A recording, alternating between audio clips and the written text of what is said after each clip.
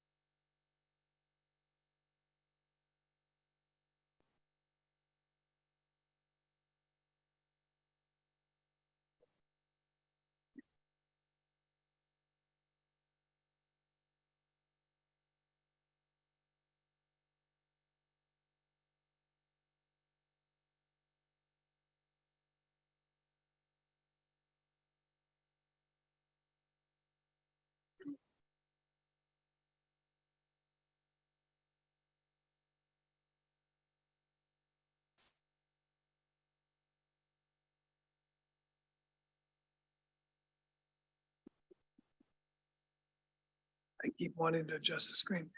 Okay, it's 6:13. The council has concluded its executive session. We'll now move on to the next agenda item, which is new business and planning commission appointment. I'm going to turn it over to Councilmember Paddock. I'd like to make a motion to appoint Benjamin Briles to serve on the planning commission with a term expiring April 30, 2024. Second. Is there any discussion? Hearing none, all those in favor of the motion, please say aye. Aye. Any opposed? Any abstentions? I saw Councilmember Steckler's hand go up as an aye vote, correct? Aye. Okay. The motion passes 7-0 for the first time in a few weeks. Okay, now on to item 7A, Chief White, corporal presentations. Corporal appointments.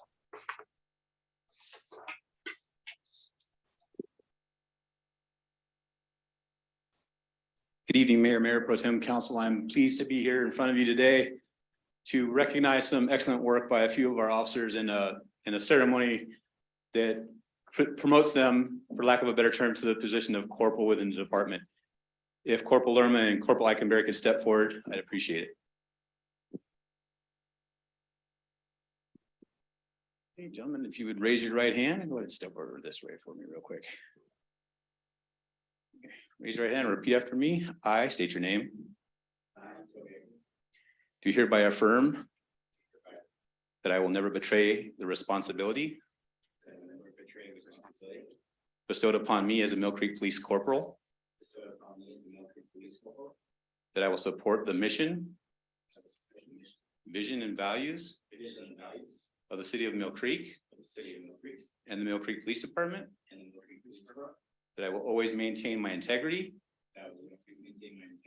and the public trust, and that I will have the courage to hold myself and others accountable for our actions.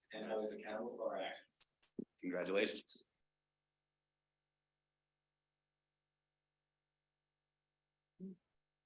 And if we could have the council come down and some pictures. Corporal Eichenberry, Corporal Lerma.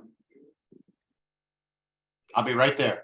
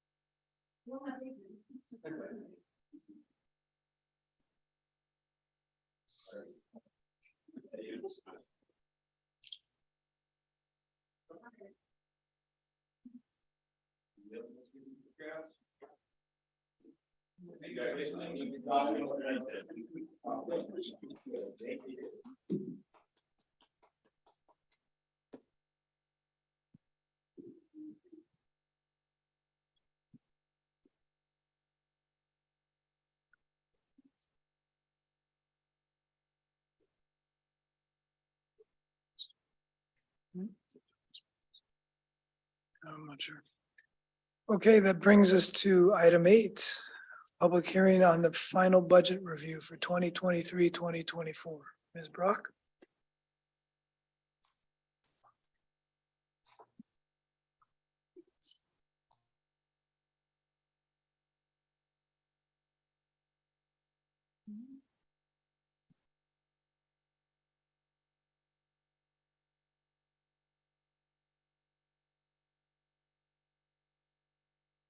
Okay, and I'm not sure if they got you a script or not.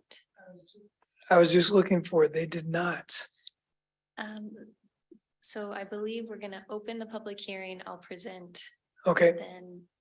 yeah, so like we've done before, this is the final public hearing on the 2023-2024 budget. So in a minute, I'll call for a motion to open the public hearing, and then Laura will give us a staff report, and then we'll hear from any public comment. No, and then we'll close the hearing, and then we'll move on to take action on the budget. So with that, can I have a motion to open the public hearing? Move to open the public hearing. Second. All those in favor, please say aye. Aye. Aye. Any opposed? Any abstentions? And I saw Councilmember Steckler again vote aye. So with that, the public hearing is open. Ms. Brock. All right. So far, we've had a couple budget workshops. We've had the review of the preliminary budget and revenue sources. We then did proposed budgets, and then we had a first review of the final budget, and this will be our last review of the final budget. So the figures that you'll see tonight should not have changed from what was presented on the 8th. I will say on page 33 of the PowerPoint, there was a typo that we corrected, but that did not change any of the final figures. All right, so after we have this discussion, you can close the public hearing. I believe you'll take public comment, and then we'll move on to the budget adoption. And so tonight, after that, we also have the capital improvement plan adoption and then the TIP adoption as well. All right, so this, I think I'm just going to jump through most of this because this should be a review for everyone. Just as a reminder, we will not be collecting the EMS levy that was collected through 2022. We'll be dropping 2.3 million. Because we did collect 2.5 million with our general fund regular property tax to help pay for that $4.3 million fire contract. We do have a remaining $204,544.75 that we will still be paying for fire marshal services and that annual fire station payment. So that is why we'll be collecting that 2.3 million, or we'll be dropping that 2.3 million from the regular property tax instead of 2.5. All right, so our assessed value in 2022, so this year, was at 5 billion, and it did go up by 34.56%. And then we had the new construction added, so our assessed value for the city has jumped to 6.8 billion, almost 6.9. All right, so we are sticking with a 0% increase. So I did certify with the county on that. So with the assessed value of 6.8, that's going to give a tax rate of just under 62 cents per thousand. So that's going to be home valued at 500,000. That would be $644.50. Just historically, it looks like we have increased over the last 10 years. We've increased taxes by 4.953%, so not quite 1% every other year. This is just the split out. So for every dollar in property taxes, or the bill, your property tax bill, of that, the Mill Creek, every dollar is about 18 cents for that regular property tax. So this number, the 4.2 million, this was the figure that was certified with the county. So that is set now. The fire district is looking at about $1.20. So where we were collecting, let me put this down one second. Where we were collecting $1.64 for our fire service and all services the city provided. For all of those services, it'll now be $1.82 instead of $1.64 for 2023 if South County Fire sticks to that $1.20 figure. All right.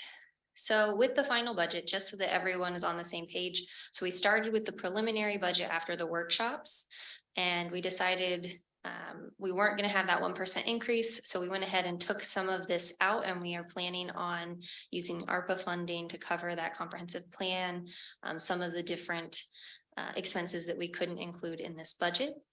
We did have 2 staff members that were added. We had a planner and an engineer. We had the planner originally partially paid from the associate planner, moving to a planner, and then bringing in administrative assistant, but it does look like having a planner and engineer will be best for the city, and keeping that associate planner, covers those administrative functions, that will work best. So from the proposed, we then move to the final budget, and the changes there is when you pull that 1% and we found out that the fire marshal was going to be a little bit more expensive than we had originally thought. We did have to decrease revenues by just under $73,000, and then we offset that at $72,970 in expenses. So we took out some election costs, some legal expenses, some professional services that we're hoping to cover in ARPA.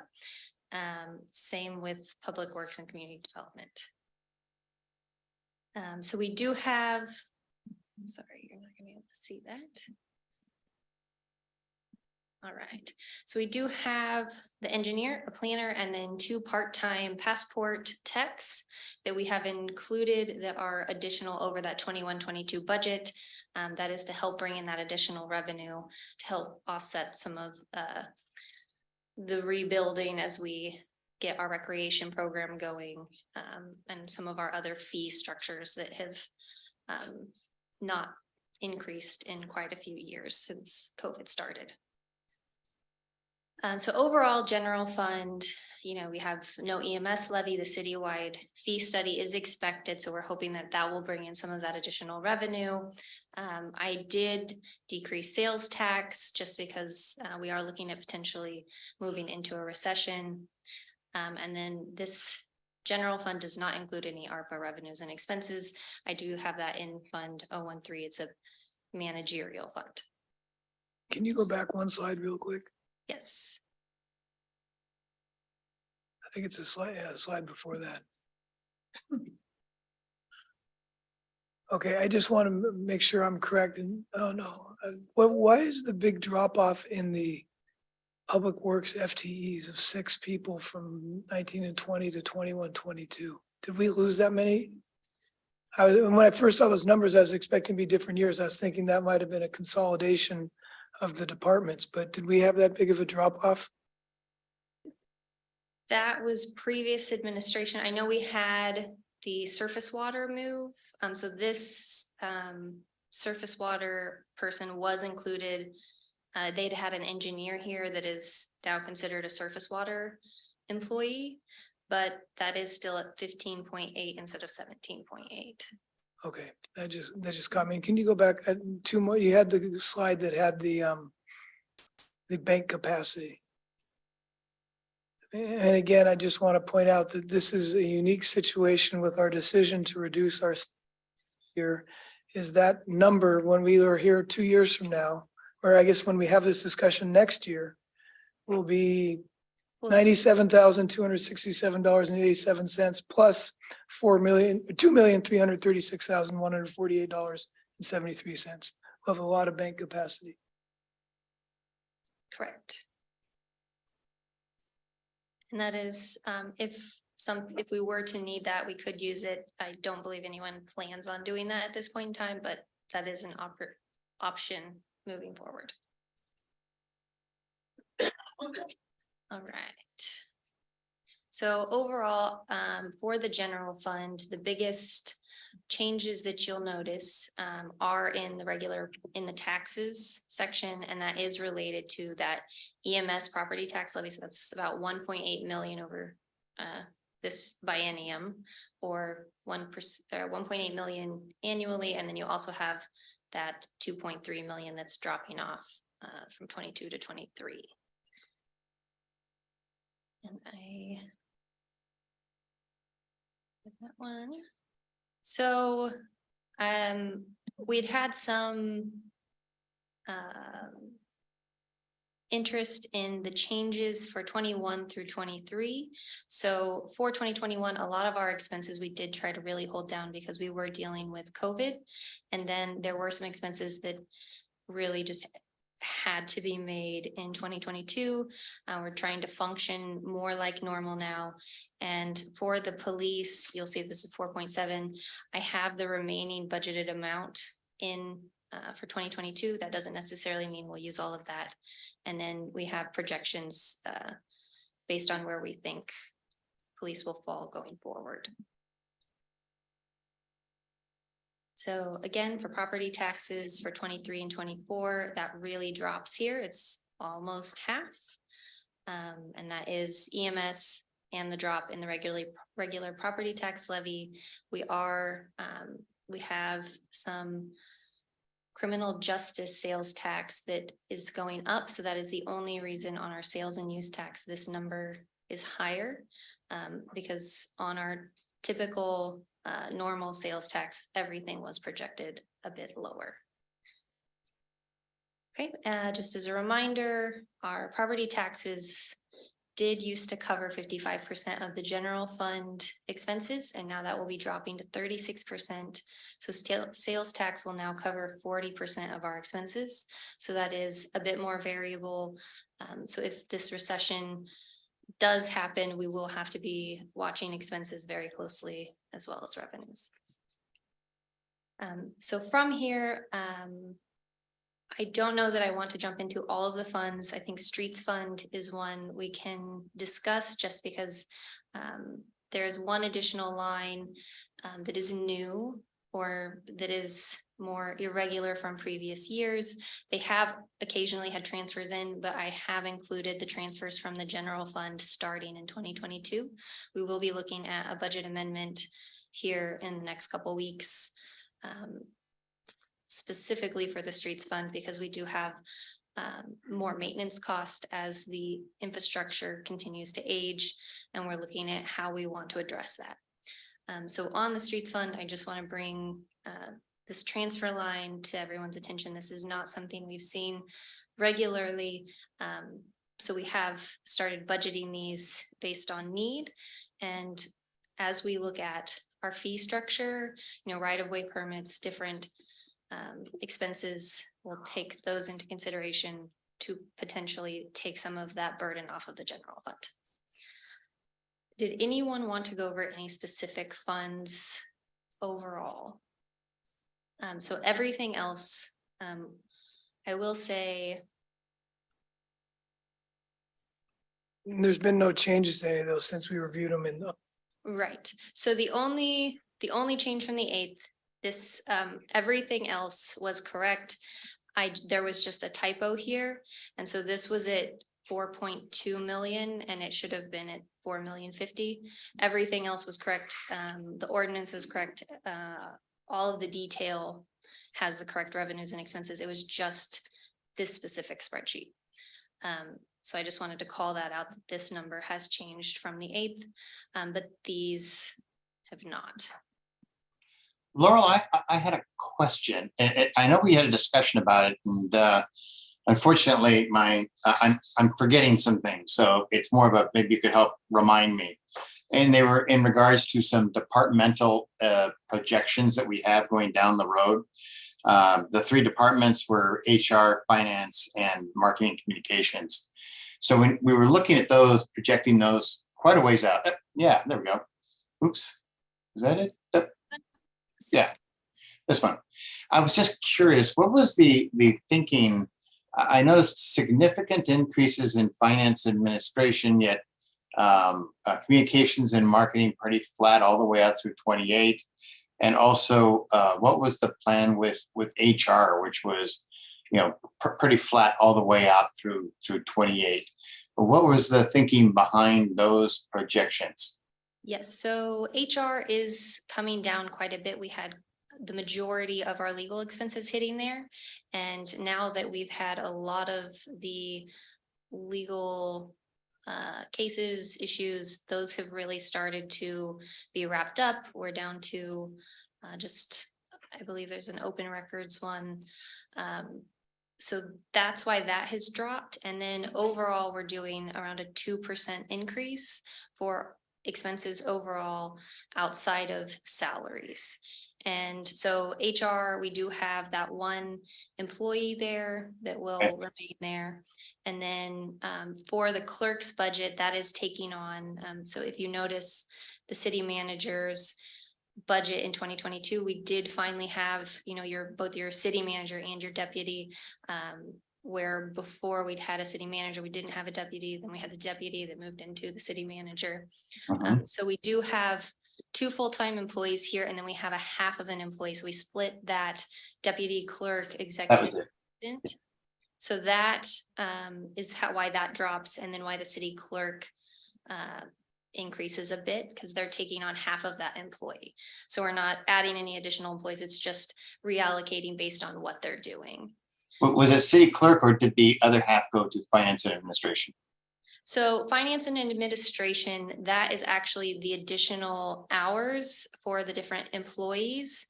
So we are trying to open a few more windows. So there will be additional expenses for the different salaries. And then we have our auditing expenses are going up. With the additional passports, we'll have additional fees for credit card processing for the different variable costs, the different, photo materials and equipment. I remember all this. Now that's coming back. And then what was the thought process on communications and marketing? I see no growth in that area. Was there growth in another area that we were thinking of? So recreation is growing. We are working through how communications and marketing is going to be moving forward. So you can see that it really was cut in 2021, and we brought on, we went from 1 employee to the 2. And we're just really working through what that's going to look like over the next few years. So I would say, while I would say the majority of that growth is going to be in recreation, while we do have some in communications and marketing. And as we work through what our needs will be going forward, that could change in 2024 or with the 2025 biennium. It's really just how things play out with COVID, how we start moving forward, what are our needs really going to be? Are we going to want a contracted employee for a bit until we figure out what our specific needs are, that kind of thing. So that's why it is more flat for now. Or flat for now? We don't really know what exactly we're going to need. Till then, leave it flat. Okay. Thank you. All right, so with that, I'll just pull this last page up. Oh, but it's not gonna let me do that. Okay. So this will be the exact same as what you saw at our last public hearing. So we've got our beginning balances, revenues, expenses, and imbalances. And then I can take any questions from here. Any final questions before we go to the public? John has got one. Councilmember Steckler. Typical arts number that you have is a biannual number of 24/7, right? So it's 12 grand a year.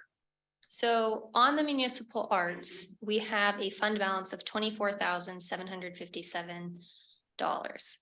We are expecting, based on the revenues, based on projects that are done. So 1% of qualifying municipal projects go into this fund. And then that is the money that we can then spend. So it's not necessarily that we have 10,000 every year. It's mainly what do we have in the fund? What kind of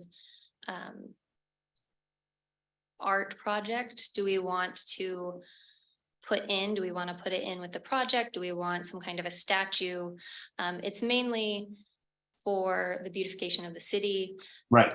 I did go ahead and budget 10,000 each year, just because that's what they've been doing over the last few years. But we are expecting about $10,505 based on the projects in the CIP for this 23-24 biennium. And then I just have that 20,000, and you'll have a remaining $15,262. That's where I got a little confused. The 20,000 in expenses, that's based on historical data. Is that what you're using for that? Yeah, so Okay. since I've been here, I've heard that, we're spending 10,000, or we budget 10,000 annually. And we do have that in the budget to do that. So I went ahead and continued that. We don't have to spend that. And if we end up saying, we have a project and it's gonna be more than that. But it's gonna go with some kind of a construction project. We can do some kind of a budget amendment if needed. Correct. But the 20,000 you have for expenses, that is a annual number or a biannual number? That is for the biennium, for the 23 and 24 biennium. Okay, so that's 20,000 for the 2 years, 10,000 a year. Correct. And the revenue number that you have there, that 10,000, that is a per year number, correct? That is for the biennium. So that's where I got confused. Should that be 20,000? No, so the revenue that comes into the municipal arts. Uh-huh. Strictly based on what kind of capital projects we have, they qualify, and then we take 1% of whatever that expense is going to be. And we say, all right, we're gonna allocate this to the municipal arts fund. And so that is where that 10,505 is coming from. All right, so we don't actually, I thought historically that number has been closer to the 24-ish number historically. No, it's strictly based on what kind of capital projects the city's So been doing. based on historical, we've been actually generating about $10,000 a year based on the formula we have in place and spending about $20,000 a year, correct? No, so this is for a biennium, so that over the next 2 years, we're expecting to bring in about $10,505. So your capital projects really change. And so if we only do half of our capital projects, that number is going to drop to closer to 5,000. Correct. And the 20,000 is, we have $24,757. So we can go ahead and say, over the next 2 years, you can spend 20,000. Because you have that, It's in reserve. reserve. Okay. All right. Now I understand. I just want to understand what we're generating here versus what we're spending per year. Yeah, so typically, the only other revenue that's coming in here is interest. Understood. Okay, thank you. Any other final questions before we turn it over to the public? Seeing none, if we could unshare the screen so I could see who's online. Would anyone like to address the council? Final comments on the budget? Going once, twice, 3 times. Oh, I see Greg Chandra. Do you want to? Sure. Hi, I'm Greg Chandra, 43101 35th Place Southeast in Mill Creek. I did have a question about that row 130 drug buy. What is that about? It's just kind of a. I'm sorry. The drug buy fund the drug buy that's fund. What is that? it's So the inappropriately named anytime- fund. Anytime we have some kind of drug-related confiscation, if that property is sold, that goes into that fund. And then that funding is then used for supplies and investigations. And so that is a state requirement that funding go into that fund. And the state named that fund for And us. it is a state named fund. Okay, so it's a revenue fund, is what you're saying, and then it gets utilized It has both revenues and expenses. and correct? expenses. Okay, thank you.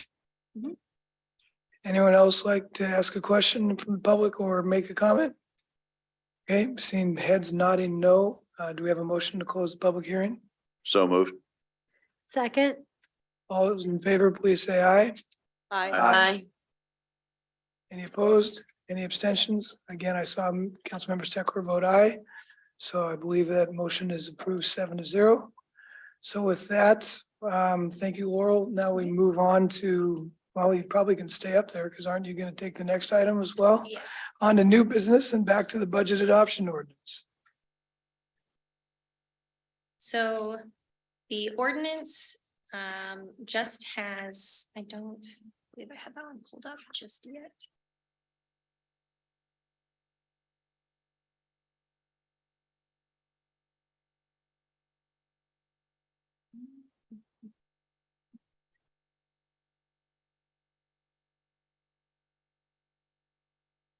All right, so for the budget ordinance, I did go ahead and include language to discuss the change in the property taxes. It does have the amount that we certified with the county. So from there, this is gonna this should look exactly like what we just looked at. But it's missing that beginning fund balance. It has your revenues, expenses, and where our projected ending fund balances. So again, we're just focusing on retaining and rebuilding service levels. The fire contract has fallen off in the budget. We have no regular property tax increase, and we do have the funding required to complete the capital projects identified in the CFP for the 23 and 24 biennium. And then after the ordinance, I did go ahead and include the salary schedule for the non-represented. I will remind everyone, the CBAs are approved, and that is where you'll find the AFSCME salary schedule and the guild once that's approved. So this will be the only salary schedule that we really have to get approved, and we do have a 3% increase for COLA for 2023. AFSCME is currently at 3.5%. And I think that is everything I needed to make sure you were aware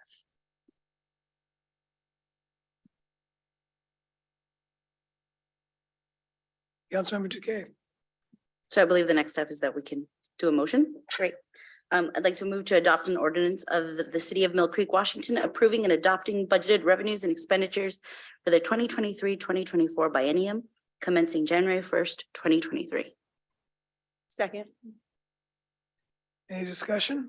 I had one question. Excuse me. Fund 318, we do have Yes. to amend that, right? To go back to the 4.2. No, so that is at the the 4,050,000. That is correct. That's the correct number? Okay. Thank you. Yes. Councilmember Duque. I want to say thank you for this. This has been an incredible process. This is my first time. It's been a year now that I've been on council. And while I have watched this process before, either here in person and kind of left a little early from some of those meetings, or, or during the pandemic, following along, this has been a very clear presentation, understanding the months that you've been working on. And especially a big thank you for making yourself available, not just to council members, but to residents to ask questions, to staff. I know it's a lot because everyone had a good amount of requests, and I really appreciate your focus on making sure that we have a balanced budget. And thank you very much for your hard work. Councilmember Cavallari. Thank you, Mayor. Same, yeah, I just want to commend the staff. You've done an excellent job here. Everybody that's worked on this budget and the council too, really. We started this process in probably the worst recession in some of our lifetimes, and yet here we are with a 0% increase on the regular property tax. Mr. Nelson, your comments a couple of weeks ago really hit home, and people are feeling it. So we came to an agreement, and here we are with a 0%. It's really a testament to the work by the staff and the council as a good deliverable product to our citizens. So thank you, everybody involved. I'm definitely going to support this. Any further discussion? Seeing none, all those in favor of the motion, please say aye. Aye. Any opposed? Any abstentions? The ordinance passes 7-0. Thank you. Frank, now let's talk CFP. Thank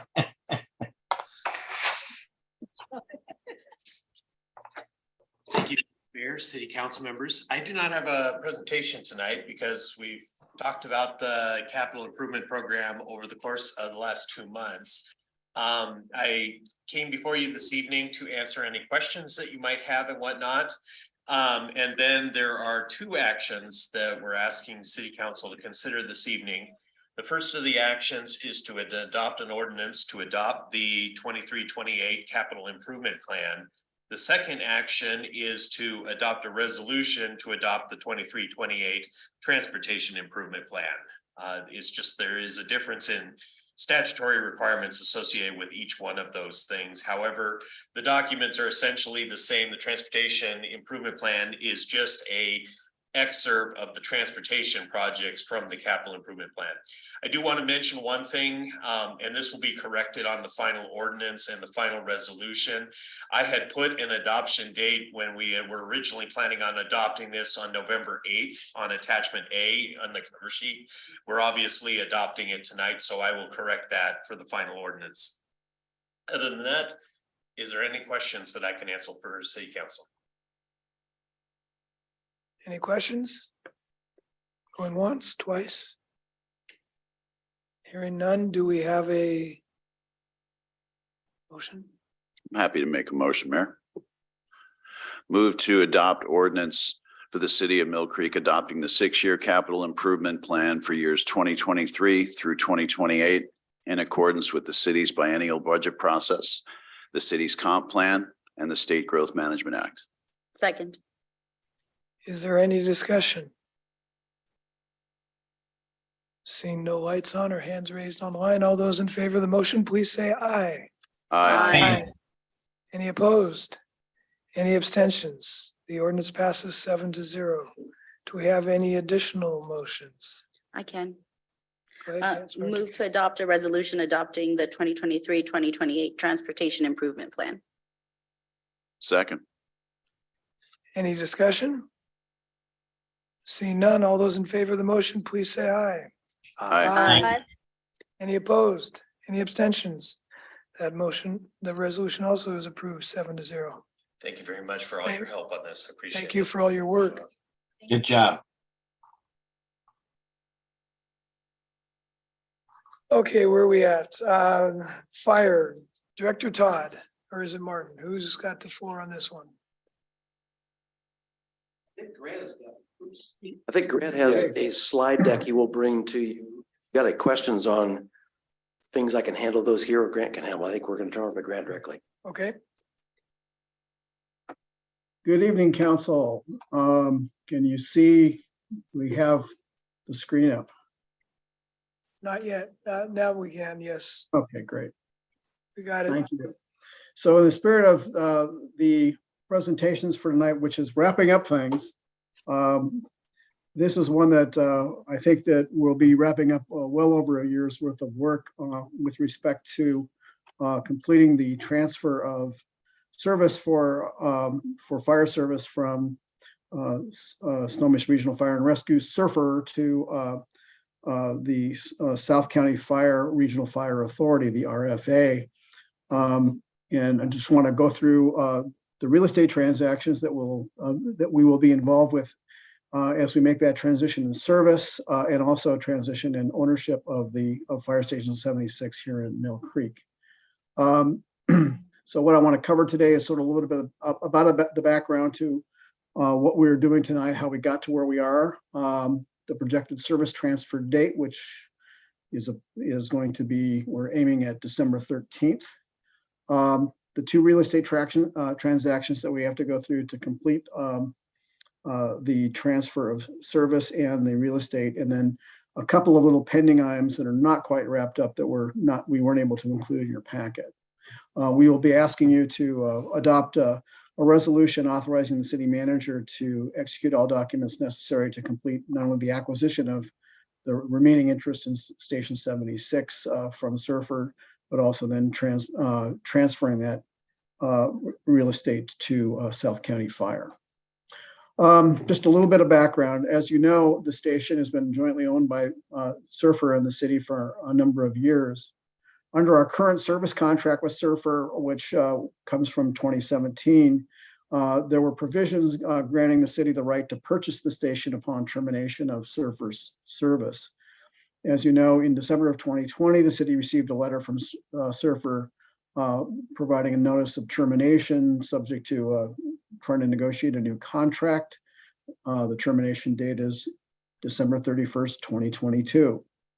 Last year at about this time, after a lot of research, a lot of hard work in evaluating service options. The city council, you all, requested annexation into the South County Fire Regional Fire Authority.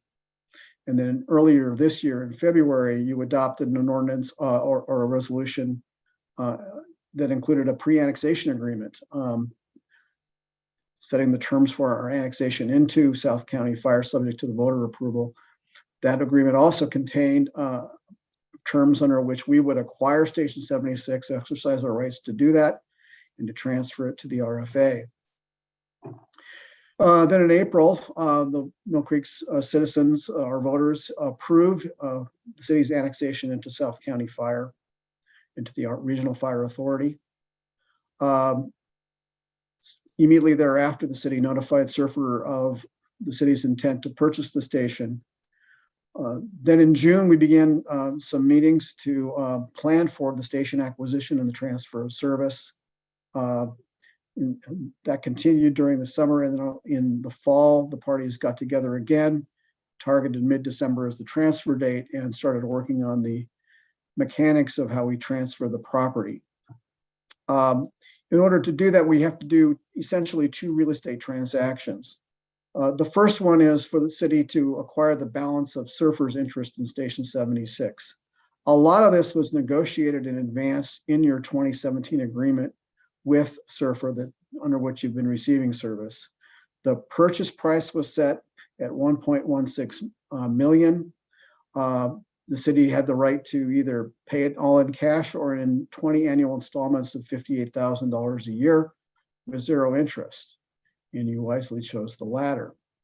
It also, under the agreement, the city had the right to purchase the personal property inside the station. And what we mean by that is the tables and chairs and beds and other equipment that are part of the station's operations. The Surfer has provided a list of that property, and recently South County Fire, which is the agency that will be using it if it's purchased, has taken a look at it, and as we will talk about in a minute, is making some decisions about whether it wants to have that property. Surfer is also required to provide the city with a title policy and a statutory warranty deed, and an indemnity for any of environmental damage that occurred during its operation of the station property. The second transaction is once the city receives the deed, it then needs to transfer the property to South County Fire. The parties have negotiated the language of a quitclaim deed under which the property would be transferred. The city would transfer what it owns to South County Fire, RFA. The city will be able to retain a right to reacquire the property in the event that the station is no longer used by South County Fire actively as a fire station. If that were to occur, the city would get a credit from the then fair market value of the property in the amount of the city's equity interest that you have today in the property, which is valued at 1.838 million. And that equity interest would be adjusted annually by the CPI, so it would move up some every year. So that would be the second transaction. The goal is to do both of those transactions on the same day in December, the same day that the service is transferred as well. Finally, as I mentioned before, we've negotiated all the terms. We provided in your packet a closing memorandum, the language of which is agreeable to the parties. There's a statutory warranty deed that has been agreed to by the parties. There are two outstanding items that are not quite settled that we're trying to finalize in advance of the December 13th date. One is whether South County Fire wants the personal property, all or some of it, and we need to work out the pricing of those items. The second is that in the course of doing some due diligence in connection with the purchase of the property, the city has found out that there has been some deferred maintenance on the stormwater detention pond and some work that needs to be done in terms of restoring the operation of the pond. So the parties are trying to work through how we might, in this case, all three parties. It would be not only South County Fire, and Surfer, but also the city, how we can work through finalizing the dollars that will go back and forth to complete those items and resolve those issues. We think they're resolvable. We're just not quite there yet. We'd wish to have this in a nice little bow for you tonight, but we don't. But these items are fairly finite, and we believe can be resolved fairly quickly. With that, I can answer any I'll stop sharing my screen, answer any questions you may have, and Director Todd is here as well, has been working a great deal on this. Grant, on that last issue, we have in the agenda a proposed motion. Do we need to include anything regarding the outstanding issues? Add anything that you're authorized to sign subject to the city manager working in consultation with you to resolve those issues, or are we good as it's drafted? I believe it's implicit in the authorization that you're providing. If the council wants to add that language, it certainly can. No, I don't want to complicate it. I just want to make sure you thought it was covered. I'm comfortable with it, yes. Any questions, Mayor, I'll go ahead and make a motion. please? Moved a resolution of the city of Mill Creek, Washington, authorizing the city manager to execute all documents necessary to acquire Snohomish Regional Fire and Rescue's interest in Fire Station 76 and to transfer ownership of Fire Station 76 to the Snohomish County Fire and Rescue Regional Fire Authority. Second. Is there any discussion? He said Snohomish County Fire. It was South Snohomish County. Okay. Any discussion? Well, again, like with everything else tonight, we're wrapping a lot of stuff up tonight that's been in the works for a while. So thank you for all the hard work. And I think this might be the last time we have to talk about the fire annexation and the fire station for a while. So if there's no further discussion, all those in favor of the motion, please say aye. Aye. Any opposed? Any abstentions? The resolution passes 7-0. Okay, thank you, everyone. Now the fun stuff. So we're gonna move on now and get a presentation for Clay. I guess I'll go ahead and make the introduction. This is following up on House Bill 1220 that Mayor Pro Tem brought to our attention from when she covered for me for the Snohomish County Tomorrow meeting in October. We put this on the agenda for tonight initially because we thought it was more time sensitive than it may be right now. We found out in the last 2 hours, have a better idea of the timing of when things might be happening. We'll talk about that, but nevertheless, we'll proceed with the briefing on the issue. But ultimately, why we're bringing this to council at some point, whether it's tonight or in early January, Clay and I want direction from the council so that he's carrying to the Planning Advisory Committee of Snohomish County Tomorrow, and I carry to the Steering Committee of Snohomish County Tomorrow the will of the council, not our individual opinions. So with that, I'll turn it over to Clay for his presentation. Great. Thank you, council members. It's a pleasure to be here tonight and glad that we can go through this and answer any questions. I think actually the timing's pretty good. We'll go through a few things, at least to have this proactive conversation. So as we, as staff or elected officials are meeting at Snohomish County tomorrow, we kind of understand, what message we should be carrying forward. So just a few goals. Want to provide you just a brief update on the comprehensive plan update requirements, just that refresher, because this connects to that process. We'll update you on recent changes that occurred because of House Bill 1220. There's always been a housing element. You've always included it within your comprehensive plan, just legislative changes and what that means for the city. We're going to talk a little bit about the housing target allocations that Snohomish County Tomorrow is considering. And then, as Mayor Holtzclaw indicated, if we could get some direction and just have a conversation, and I'm also here to answer any questions you have. If I don't know the answer, I will get you answers and send those out after the meeting. So let's just start for a little bit, just a refresher on the comprehensive plan update, background and purpose. We can go to the next slide, or maybe I can do that. Great. So just a reminder, Growth Management Act enacted in 1990, and it just is that framework that helps us plan for growth, not just housing and jobs, but our infrastructure and parks, we're looking at 20 years and thinking, who's going to be moving here, what jobs are we going to have, how are we going to be ready when that growth occurs. It requires faster growing cities and counties to develop a comprehensive plan, and you implement that through a variety of programs like your Unified Development Code. It's updated every 10 years. So that's changed in the last legislative session, and our deadline is December 2024. So that process is starting now, which is why this conversation is so germane.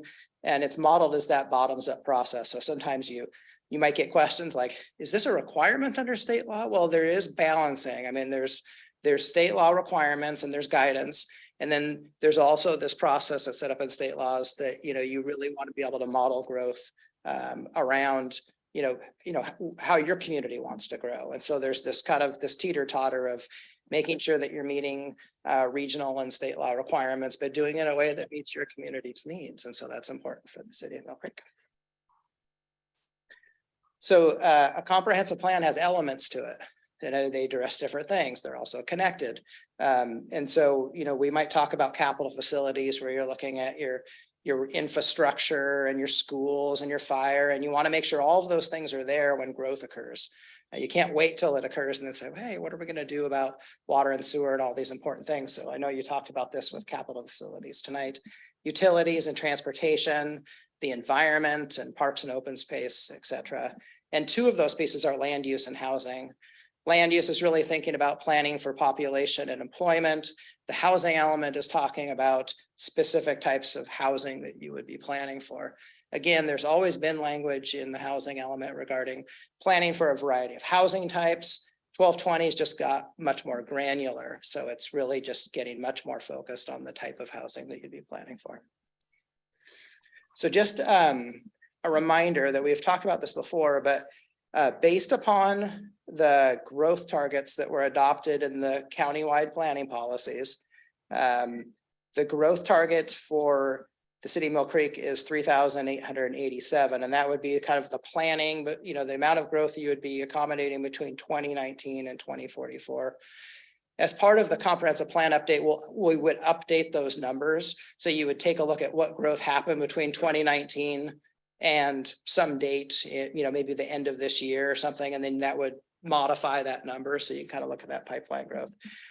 Now, you already have some capacity. So based upon what's in the countywide planning policies now, you'd be looking at a target of around 2,300 people, 2,400 people. Clay, could you just clarify what you mean by we have capacity? So that means that in the city, you already have areas that could accept a certain amount of growth. That land is already available. So what that means is there's a sum piece between how much capacity you have to accept growth based upon current zoning and what you would need to be able to accommodate your growth target. So really what you're doing is, it could be land use changes. It could be allowing different housing types, all sorts of things you could do in your code that would create additional capacity that would be available over the next 20 years. Thanks. But remember, at this level, we're just talking about accommodating population. We're not talking about housing specifically. So jobs and people though. And that is you're talking about 2,300 within the next 10 years, is that correct?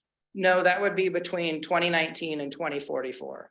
So that would be out to the full planning horizon. So yes, hopefully that answers your question. Yes, thank you. Okay, so let's talk a little bit about House Bill 1220. So it was passed by the legislature in 2021, and it modifies the housing element. And in your packet, I think you had a copy of House Bill 1220. So it shows you kind of the underlying strike through version. So you can see what was there, and then you can also see what was added. The bill also provided that the Department of Commerce would determine the existing and projected housing needs and units to accommodate projected growth. So it not only has language that was included that would modify some of the planning that the city is going to have to do, but it also said, hey, Commerce, you're going to go do this study and kind of figure out how you're going to implement all of this, including housing targets. And some of the more granular language is now talking about having to accommodate housing units for various income levels. So it'd be moderate, low, very low, and extremely low income households. And then also looking at the needs for emergency housing, shelters, and permanent supportive housing. Hey Clay, I had a question on that. I saw that throughout this. Did any of these emergency housing allocations or opportunities, do they count towards that goal or not? I think so. I mean, I think that the way that the draft is put together of the housing targets is there's a target for the permanent supportive housing at like 0 to 30 area median income. And then there is a non-supportive housing. So it would fit in one of those buckets. But I'm not sure. That's a good question. I'm not sure what bucket it would fit in. Okay. That's a good, I'd have to get back to you and I can certainly do that, council member. I'd be interested. So if we were to develop a recreation center that had the ability to be converted into a emergency shelter of 200, 300, 400 people. Yeah, I'm not sure whether that's in the actual unit count or not. That's a really good question. I'll get you an answer for that. Yeah, but John, keep in mind too, that the discussion here, we're not focused on what we build, it's what we plan for, what we allow to be built in our comp plan and zoning. Right, and that's why I was thinking about that, because that's one of the issues that we're thinking about in our plan to build. So would that even be an option? So yeah, I'd have to take a look if that would be part of that permanent supportive housing allocation that's being looked at. So I'll get you an answer on that, council member. So Commerce has developed projections for housing needs at all economic segments of the population. So figuring out, if they're forecasting the amount of growth that you would be accommodating within the region, which we kind of have an idea.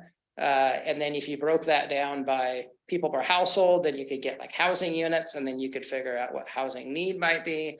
And then you would figure out some allocation of saying, in Snohomish County, for example, if you're a county and all the cities in the county, how are you going to allocate what that need might be so that you equal 100% as a total cumulative set of communities?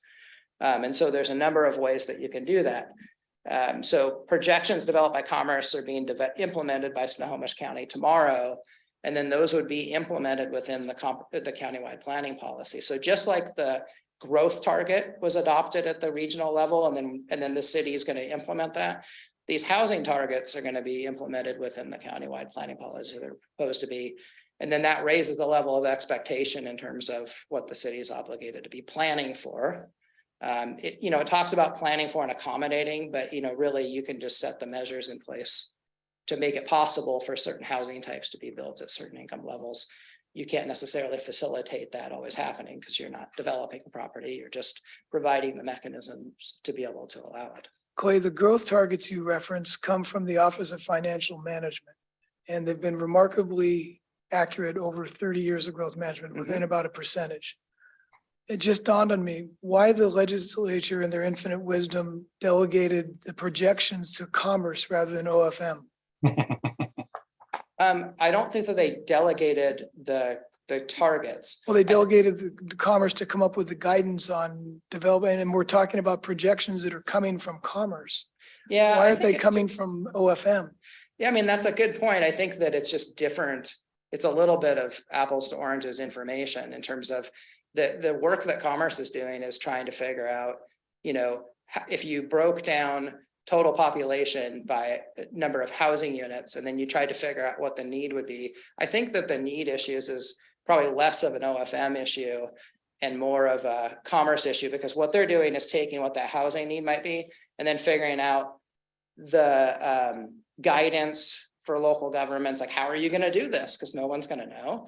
And, and then working in like the options that Snohomish County is looking at are derived from work that the state's doing with a consultant, tables to how you plug stuff in and how you figure all this stuff out. So that's probably why it went there. I mean, I think it's probably the right place, but they're probably using information from. Yeah, maybe it's what I'm thinking of is when you talk about population projections, I don't want to say it's scientific, but it's more objective, and you can look at statistics to see inflows, outflows of residents, death rates, birth rates to come up with a population projection. It's more of a science than it is an art. And this projection of housing affordability and income level seems more of an art than it is a science. Yeah, I mean, some of that is probably true. I mean, one thing you can also think about is, you know, when you adopt your comprehensive plan, you're looking at growth targets and housing targets and you know, job growth out to 2044, but you're going to update your comprehensive plan in 10 years. So I mean, you're not never getting to the end of the planning horizon before you're reallocating growth, looking at things again. So, you know, if there's an issue with, you know, how growth or housing is occurring in relation to how you planned for it, there's always, you know, that correction process to make those changes. So, you know, what this will end up requiring is the city to be able to be planning for growth, not just for your growth target, but then looking at how you're going to accommodate housing by income band. So that's what they're looking at. And I just want to emphasize something, the work so Snohomish County is preparing information and working this through Snohomish County tomorrow. They're doing a good job. I mean, I've looked at the work that they're doing, at least at a higher level. I mean, they're trying to take what the state's giving them through the state law and produce something that Snohomish County can evaluate. So from that level, they're not making up data. They're using data that has been provided for them and saying, how do you want to do this? Now, they may not be engaging elected officials early enough or engaging the steering committee early enough so that you can have this conversation, because this is a tough issue. But the data is they're trying to work through it. And it's the same thing that King County has been doing and Snohomish and Kitsap as well. Councilmember Paddock had a question. Yes. Yeah, so I get how we would, or the the community would be able to enable certain numbers of housing units to be built. What are the tools that we have or are expected to have to enable certain bands of affordability of those units? That seems to, I don't get that. Yeah, I mean, so those are good questions and a lot of them are not answered yet by Commerce. And I don't know if there's all the tools in the tool belt available to communities to be able to produce all of those housing, especially when you're talking 0 to 30 or 30 to 50. I mean, it's government subsidized. There has to be programs. I mean, there are programs to produce, you know, more affordable housing units like multifamily tax exemption program. You can incentivize density, where you can provide density incentives to provide certain types of housing. I mean, there are tools that are there. I don't think that they get you necessarily, especially on the lower income bands. I think that's much harder. And so I think if this is really going to be implemented well, the state would have to open up a number of options for you to have those tools. And then, you know, economic conditions change over time. So what you put in your code today isn't necessarily what would work tomorrow, because you're trying to develop a code that someone would actually use. So, I mean, you're going to have to be nimble and change things over time to be able to stay active. I mean, you would have to do that regardless of this bill. I mean, that's just something to make a code work. But yeah, so good questions. Not all the answers are there yet. They should be as we're developing the comprehensive plan update, though. It feels like our tools are very, very blunt. And this is asking for a scalpel. And those tools we really, like, I think is what you're saying. We really don't, we as a city don't necessarily have those precision tools to carve out based on these metrics. Yes. At this point. Correct. But I do think you're going to have some conversation that says, you know, here are the options that we're going to consider for land use changes or code changes, and then say, well, what tools would we need to help facilitate that if we're going to do that?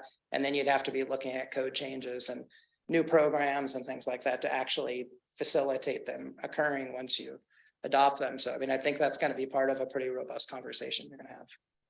Yeah, I mean, that's one of the big questions I had, Sean, is when do you measure affordability? I mean, if we plan for what is AMI today, I mean, today it's significantly different than it was 2 years ago, which is different than what it was 10 years ago. So imagine if we were going through this exercise in 2007 at the height of the bubble, when real estate prices weren't where they are now, but they were at a high point. And we adopted this plan for all this affordable housing that we need. 2 years later, it's all affordable because the values literally were cut in half for a period of years before they recovered. So that's part of the challenge we're trying to figure out. Yeah, and you know, thinking about what affordable housing is, it's, you know, spending 30% of your salary on your housing and all the costs that go along with housing. And that's kind of how you set that affordability. So based upon your salary, so you're right, that can change, or more jobs come to our region, which raises people's income and housing prices go up and it can change rapidly. Which, the more the more you're able to shift and change as the community changes, the better off. But that's often difficult because you're playing catch up. You're always, you're following trends. So there is some information that the county has on just how they've developed these different allocations that they're looking at. And but I think at a high level, what we're just looking at now is just they've got three options that they're looking at. Where we're at right now is there was a subcommittee of planners that looked at allocation method A and allocation method B, which is really taking the information from the state, plugging in your housing, your population targets in different ways, and it's spitting out, okay, well, here's what all the cities in the county would have to plan for if you did that. There's a hybrid option C that looks at things in a different way. But I think the main focus for tonight is just saying, you can just kind of see, based upon the different allocations, your targets would be different. And some may be more advantageous for the city, some may not. But one thing to be thinking about is, and we'll talk about kind of the meeting schedule, is if you don't have one that you're advocating for or talking to other cities that may want the same method that you'd like, or you want to express concerns, then you're going to be left with whatever the steering committee decides. And so, I mean, that's kind of the high level conversation. Yeah, and maybe Martin or Mike remembers how the methodology for B and C, as I remember it was described, this was a big topic of heart between 4 and 5 tonight. The blue represents alternative A, which is basically a equal pro rata allocation amongst the cities and county and areas in the county. Now, by pro rata, I'm not sure if they mean by population or if they just mean each jurisdiction gets the same number. I'm assuming it's based on population, but it's kind of an even, let's share the burden. I don't remember the methodology for alternatives B and C. C, as you described, was a hybrid, but yeah. But so this just takes the number that came from Commerce for the county, and now they're divvying it up.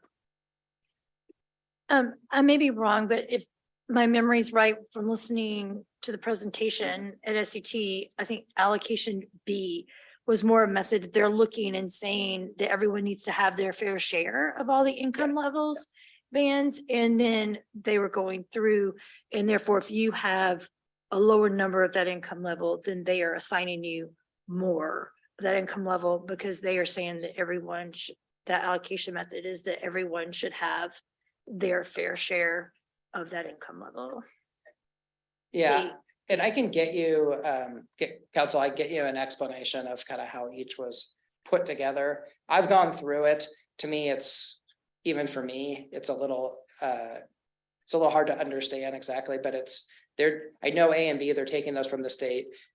All three equal 100% of what they're being told that you're going to have to plan for. So it's just different ways of allocating them to different cities and the county. So, but some would have lower amounts and some would have higher amounts. And I can get you more details on just kind of where these all come from. Yes, Councilman. I'm just struggling with Councilmember the Duque. key at the bottom. So what does PSH stand for? Permanent supportive housing. Thank you. Councilmember Duque?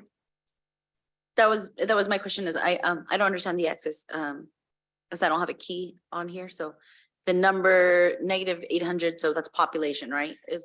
I'm just trying to determine. Yeah, so some of the under method C, the way whatever methodology they came up with is going to show that you already have more of those housing units than you need to accommodate your growth target out to 2044. You're not getting rid of housing units, you would be probably planning less for housing at those levels, and you'd be planning more for housing at lower income levels. I think that's option B. So that methodology is going to show that you have too much of some housing types and too few of some. Perfect. And then, along and I'm sorry for just forgetting my graphs right now. So along the others, that's just I'm so sorry, 30 to 50% of, AMI, average median income. thank you. I was just looking for that. I was trying to remember. So that's why it goes this way. Okay. Do you still have a question, Councilmember Braddock? Okay, Councilmember Cavallari? It would be really helpful to get some sort of brass tacks explanation of all of these methods. Microphone. Sorry about that.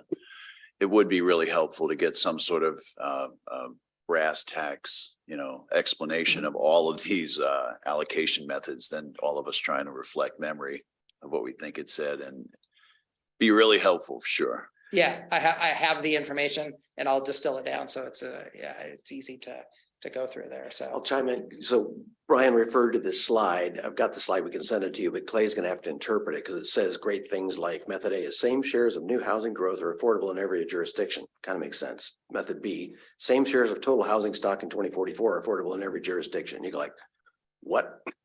And method C is even longer. So it takes some planner speak to interpret that. I think the point here is that any of these allocation methods are really going to be troublesome, potentially troublesome for us, because 0 to 30% permanent supportive housing is hard to do in Mill Creek where our land values are so high. So that's the fundamental thing at the 30,000 foot level that I think that council members have been bringing up and trying to talk at SCT. So don't get too confused about the gray and orange and blue bars. The point is this whole concept of doing it by income bands is going to be difficult for us. Until they figure it out, we're going to be kind of spinning our wheels on comp plan process. So that's what's the kind of, there's two levels of this. Thanks. But they said they're meeting tomorrow, correct? no, I'll go through those timelines in just a moment. Oh, okay. I think the Okay. one I thing thought that we were under the gun here. we are a little bit in terms of direction, because there are meetings where if these things come up or we might want to raise them. But I think the thing to focus on is that no matter whatever the methodology is, it would allocate housing. And if you take a look at allocation for method B and C, you would be planning for 0 or very little housing between 80 and 120% or over AMI. You'd be doing 0. And under allocation method A, it would be a little bit more spread out, where you'd still have some housing allocations at 120. So, I mean, that would be maybe the one thing to probably focus on as part of this, is on how it would impact the planning that the city would do. And at some point in the next 6 weeks, we're going to need some analysis from Grant on what we legally can and can't do when it comes to zoning. Is it enough to plan for these if we adopt authorization for multifamily tax exemption? Does that suffice to say we've zoned it for a higher density so we get more units, and we've adopted the authority to use this tax incentive so it could be financed? It doesn't mean it's going to happen. But we've planned for it, we've allowed it, but we could also allow something that could be market rate at the same time. So that's kind of the thing with the GMA. We have to plan for it. We don't have to make it happen. Yeah. And I would also, I think in that, like to understand, I think we communicate on email about this. What are the ramifications if we don't? It's very clear on the If we GMA, don't plan for it. if we don't plan for it. It's very clear what the ramifications are for total population, but whether or not we follow 1220, what are the implications of not running by the letter of the law here? I'm not suggesting we do that, but I think it's always good to know what's the alternative if we don't. There's This makes for good decision making. Yeah, I think that's an important question, and they're giving us these two methods to look at, and I really don't like either method. I'm not happy with either method. And I realize they're putting us in a corner to pick one. But I'm really frustrated with how do we actually plan for the 30% AMI, or even maybe even the 30 to 50% AMI in our city with the available land that we have. And it's going to take some new creation of new programs. They're talking about having the temporary units as well. I mean, this isn't something that's easily done in our city. Sure. And it's frustrating that they're pushing all the cities into a one size fits all thing of needing to plan for different income levels. So yeah, we really need to find out some more on what happens if we don't plan for those income levels? Because I really am struggling to see how we make that happen.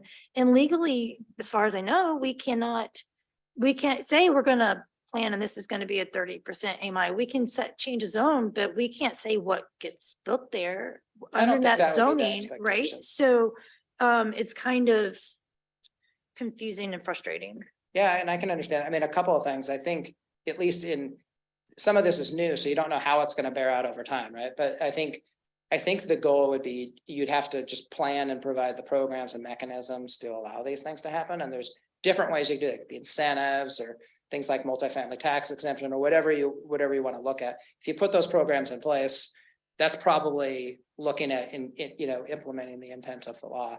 There are things to work through. I mean, even things like you have a growth target, but if you were going to use multifamily tax exemption where you'd have some units that would be rented at 50% or 80% AMI, you'd have to create a whole bunch of market rate units to create those units. So you may end up planning for a lot more growth than your target to try to accommodate those, because you'd have to incentivize them somehow. And so I don't think that the state would have an issue with you adopting a target that is higher than what's allocated to you, but that's something that you may have a concern about. So I mean, there's a lot of things like that to work through as we go through this. But I think the big thing in just looking at the three options that are here and trying to get some direction is they would allocate housing by income band in different ways. And so looking at it from that perspective of some just kind of questions. So the planning advisory committee. Clay, Oh, go ahead. got a Sorry. couple more questions. Councilmember Duque. My question was, I really appreciate having this conversation and bringing it up here.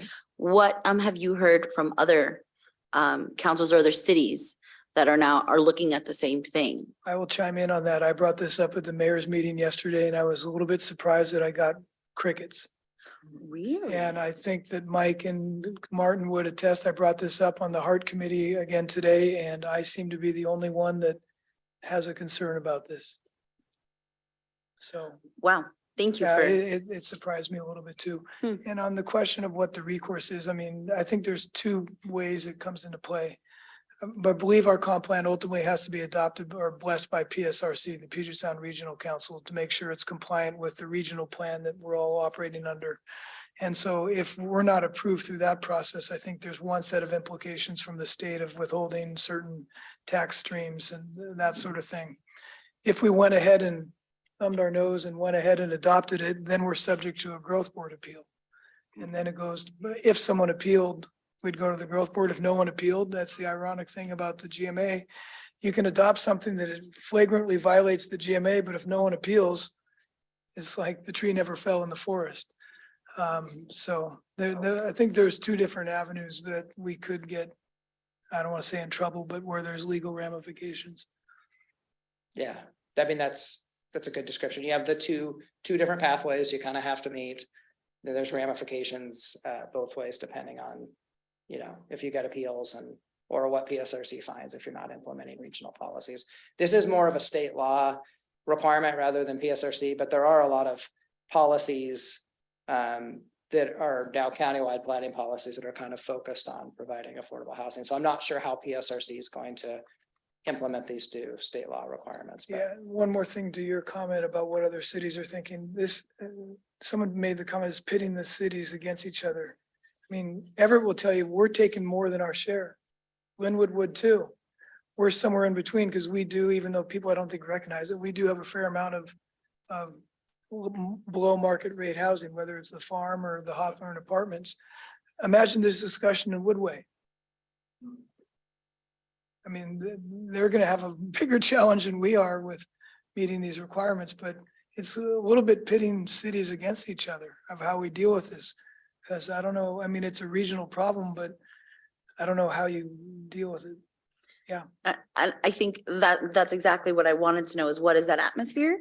Because we do need to be, when you ask like getting a sense of like where we are, I really feel that this is something that we have to be on top of. If we need to be the ones who are making calls to the other cities to to, if A and B are not the ones that we think are the best, then we need to be advocating for what is that D, since it looks like there's a C, you know, but like what does that work with? And I obviously I know that there's a subcommittee for our legislative agenda. So then, you know, that angle of how are we approaching it? So I thank you for doing that, but that's exactly what I was nervous about, is what does this mean in our relationship, or who will have an ear to like getting their way. I was surprised that no one else, I mean, I guess the mayor of Mukilteo shared it a little bit, but he was the only one on the mayor's meeting yesterday. Today, no one seemed to have any concerns about it. One, this kind of came up at the planner meeting the month before last, because, you know, I'm here on a temporary basis and attending the meeting. They were bringing up this issue, and it just, knowing the city that I'm working for, it just, you know, it's like, if you talk to elected officials about this, yeah, I mean, like, even though it's the state law, like, I think they're really going to be interested in this topic, you know, because they're going to want to understand how this work is going to affect the work that they're going to do. And just, you know, it would be better to raise this earlier rather than later. So certainly it raised my, you know, fears pretty fast. And again, I don't know if other cities are talking to elected officials, but that's part of it. Is if you wait till the time that it goes to Snohomish County tomorrow, then sometimes it's too late. You know, I mean, it should be an opportunity to have this conversation so those representing can voice that opinion and kind of follow that process. So that's part of why we're here tonight, though, is just looking at the Planning Advisory Committee has a meeting coming up. But they're going to make a recommendation to the steering committee in January. And so, you know, having some direction if we're attending these meetings or other staff members. And then the steering committee is going to review the PAC recommendation in February and vote on this in March. But they're not necessarily meeting several times before that meeting. So there is some idea of, and then that recommendation will go to the county council for adoption within the countywide planning policies. So, what we're looking at right now is there's an opportunity of, which option should the city support if you're going to support an option?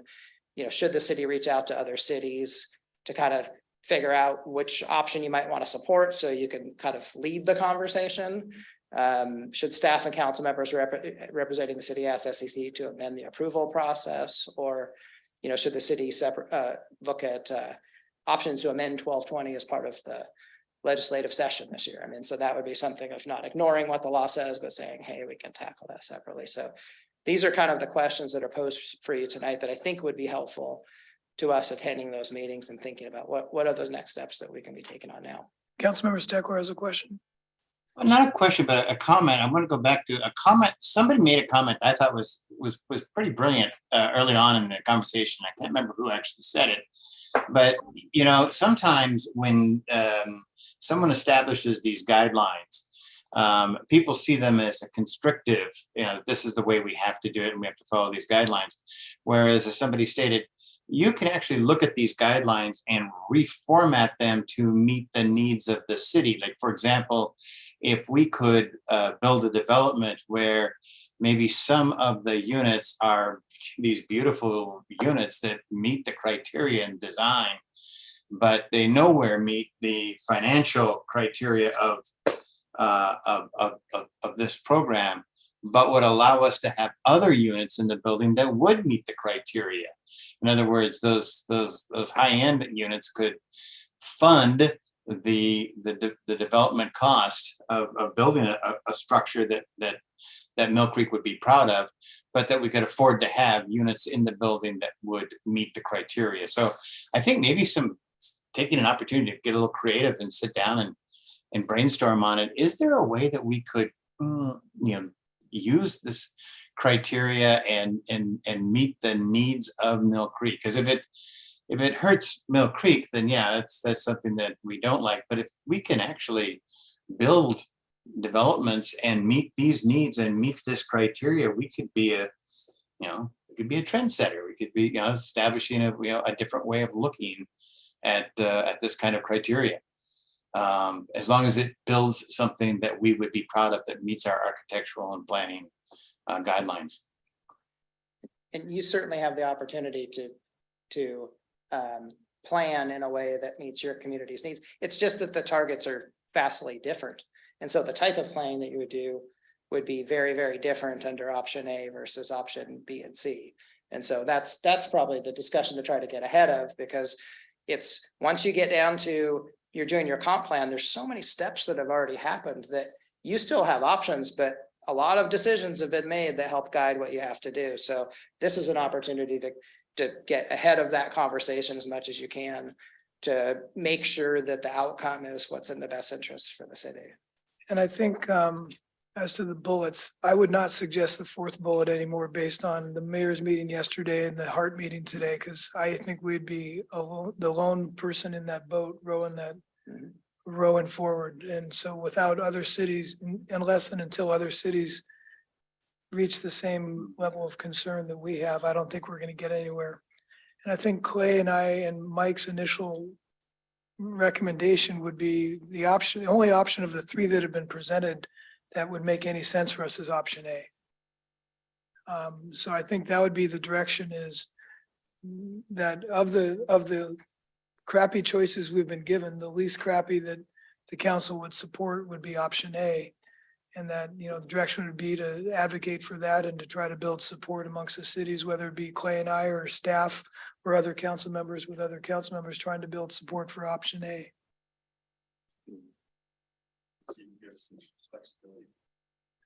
Like I said, it's the least bad of three choices. It's hard to give like directions, say, go forth. This is what we'll kind of choose at this point. I just don't think we know enough about them. I certainly don't. Well, I mean, we're looking for direction because you're right, this is going to evolve, but we need a starting point, and this is what we have now and what we know now. We very well will be coming back to you in January saying, okay, alternative B or A is now alternative A1. Do we still support this? Alternative B has changed. So this isn't going to be the last conversation we have and the last time we seek direction. Councilmember Allison. Yeah, this is just so anti-free market. You know, it's really hard to swallow. And I still think that if the other cities understood what was being leveraged, that they might be open to working on amending that House bill, because it's very oppressive by our state to, you know, try to force this in a free market society. So are we really sure that the cities understand enough? I mean, we're just getting the first dose of this, right? And we already had our own opinions about how many more apartments we wanted in the city based on knocking on doors and understanding people that live in our community. So we might be a little bit more in tune than some of the other administrations in some of those other cities. And you're telling us that it's really hard to break down the information, you know, and even this, we're like, what are you talking about? So, you know, great job, but, you know, we still wind up with a whole litany of acronyms to figure out. And, you know, Mayor Holtzclaw has a lot of experience in developing, you know, he's in that space, so he gets all of this ahead of all the rest of us. And that's a positive too, but I could understand why other cities wouldn't be anywhere close to understanding what this is yet. And this hasn't been elevated to the level of the electeds yet. That's what, like Clay alluded to, this started with the Commerce Department briefing the planners on the Planning Advisory Committee. So that's why I'd like some direction so I can help try to shape those discussions. I think there was crickets yesterday because I think it's the first time they've heard anyone express a concern about it. And the same thing with today. And so hopefully that's why having some direction on what we want to do will help me as this gets elevated. I'm going to bring it up at the Snohomish County Tomorrow meeting on the 7th, even if it's not on the agenda. To, you know, and I encourage people, the council members yesterday, to have these discussions with your councils. I guarantee you, we're the only one having this one so far. I'm willing to bet a lot of money. No other city in the county has had this level of briefing on this issue. Yeah, I know. When I brought it up at the SCT meeting, of course, not all mayors are there, right? So the people who were there, for the most part, other than Mayor Gailey, he just seemed frustrated that, like, oh goodness, this is a can of worms. It was, I mean, they seemed to not realize, and like they were surprised, but that's why I really pushed for the meeting. But I don't know, everyone in that meeting seemed to be in favor of all the electeds getting together. But I'm just not sure if we are struggling to make that happen because we don't have Cynthia anymore. And I don't know that they've hired her replacement yet. So I'm not sure that they have someone in their structure that would be focused on making sure we got that meeting. That's not their responsibility. And the other problem with Snohomish County tomorrow is you have not necessarily the mayors or the representatives to Snohomish County tomorrow. Right. Most of them are council members. So you got a group of one electeds that's probably not talking to the mayors, who's not talking to the people who are on the Hart Committee. So that's why we got to try to focus the discussion, but And the direction from I brought this back up after your conversation was you raised this issue and then it was just not concluded. Correct. And then, but the direction that I heard back from at least the planner group was it's the responsibility of the planners to be talking to their councils in advance of these meetings. Which I think is fine if that happens. But it also raises, like, when you get to that meeting at SCT, like, what's everybody else thinking and how are you having that conversation? And it's a big conversation.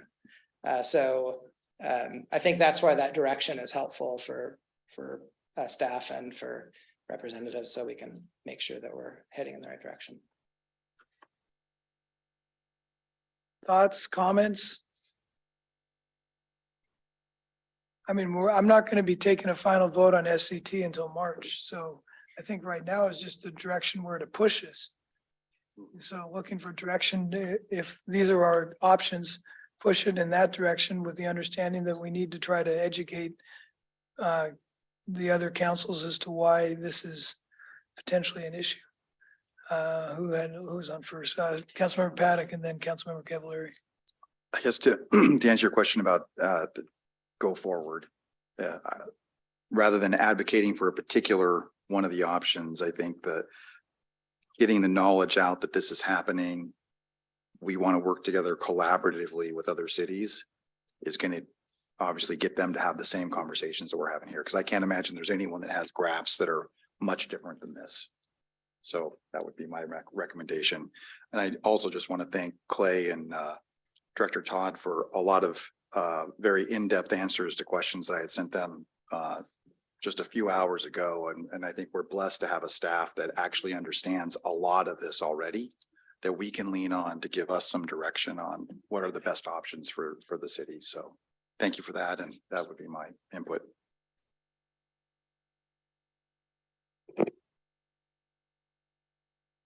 Not sure we have a consensus on direction. Yeah, I mean, I agree with you trying to shape it, but the problem is the bell's been rung with these three alternatives. And so they are on the table in the public discourse. And so when the councils do get to have these discussions, they're going to be discussing the three options that are on the table.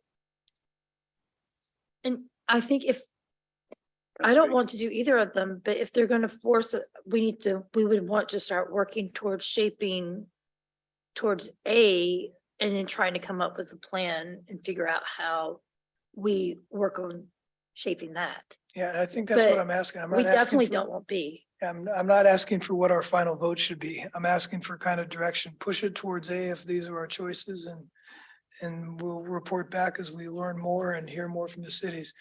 Oh, so many lights are on. I don't know. It's like Christmas. Mayor, real quick before everybody. I was waiting. I also do want to add that when I did see bullet 4 and I see what Mayor's talking about pushing for change, but we did, when we bring up the legislative agenda, we have added this as something that we would like some more clarification and assistance with. So how we want to word that will come up for discussion, but that is something that we have added on the legislative agenda to bring to council to approve when we have that discussion In the next 2 weeks. couple weeks. Yeah.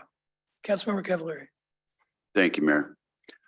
So I guess if you need some sort of marching orders or direction tonight, my mind, we all believe for the most part, and topography would probably bear that out, that the city is for the most part built out at this point. So probably the most least intrusive to the city at this point as far as growth. We know we have to accept some growth. I share Councilmember Allison's frustration is that not only do we know the number that we have to eclipse, but we also know the type of people that they're asking us to take in at the same time. I kind of, I don't know, it is offensive to some level. At some level that they want to tell you who's going to move into your city, what economic strata they should have eclipsed by now or not. So yeah, I would say the least intrusive to the city at this point, and see what the pulse is on some of the other cities that even know about this. And it sounds like most of them don't. Thanks. Councilmember Duque. Okay, sorry, I'm trying not to address something.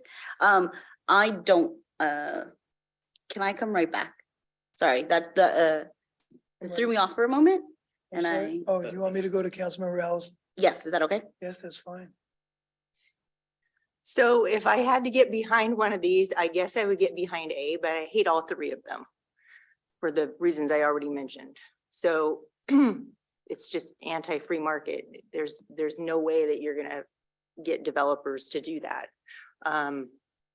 Okay, that's my input.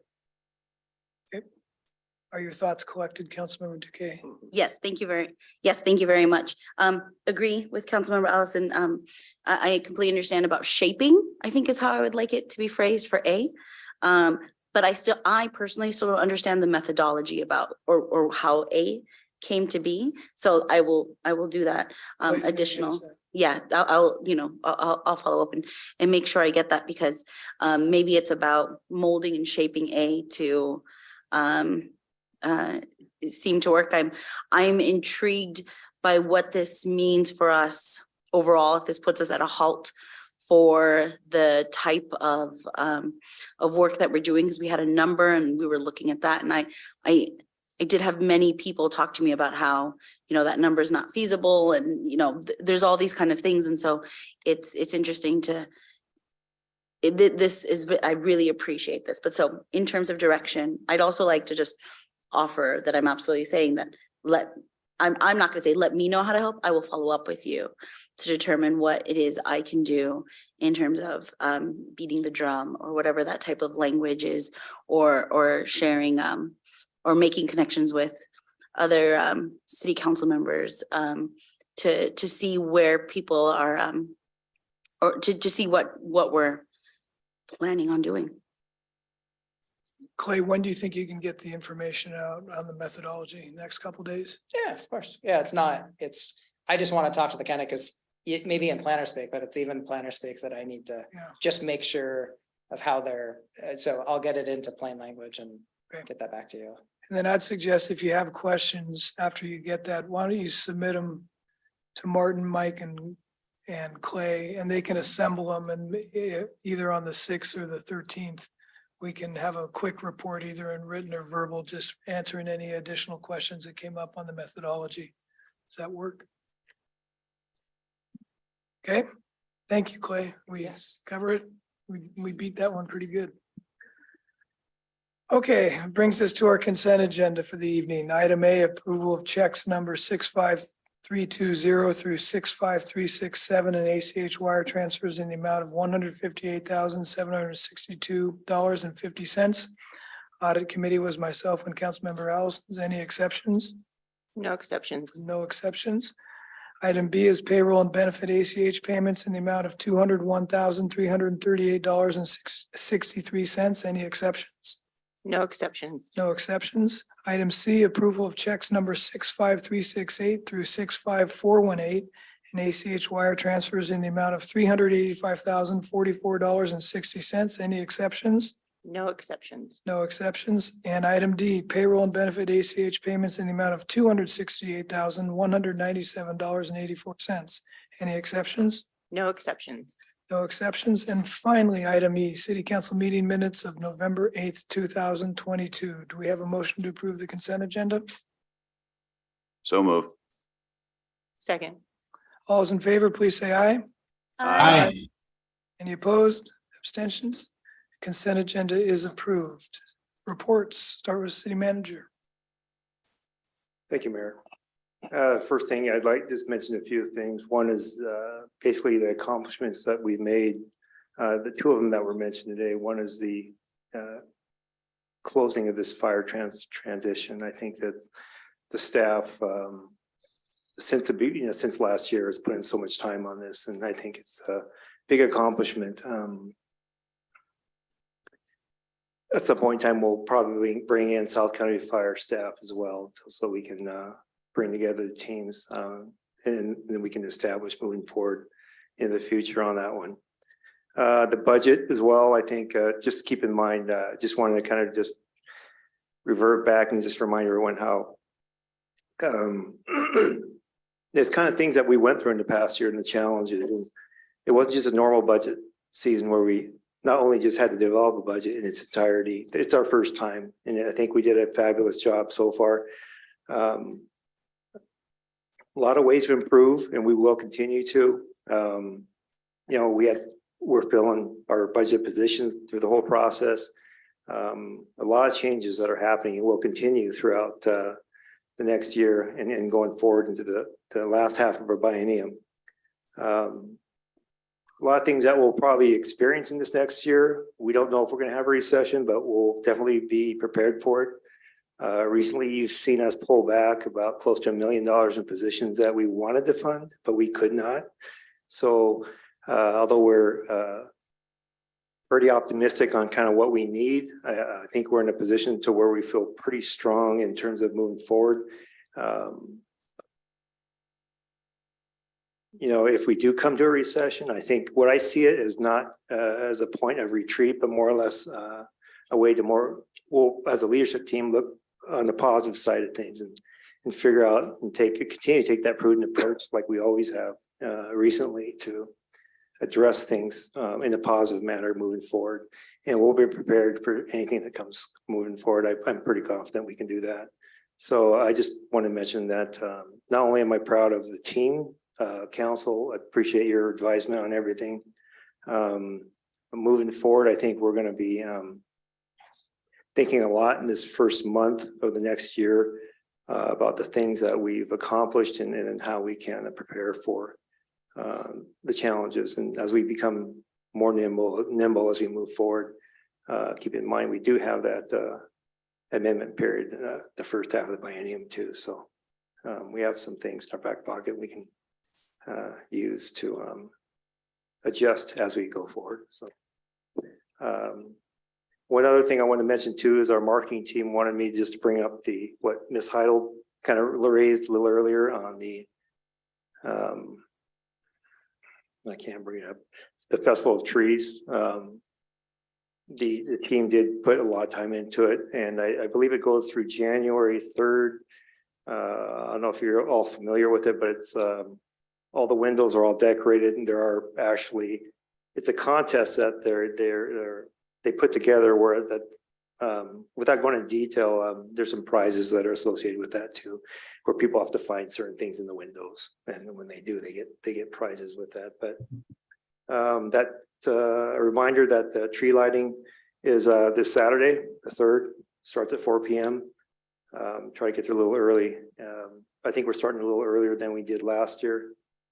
And I think that's all marketing wanted me to present on that, but they just want to mention that that we'll be finishing up the windows. I think they're mostly done right now, but if you get a chance, go check it out. It's pretty cool.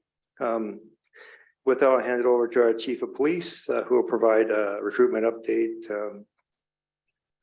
and also a little bit about our use of force policy. Chief.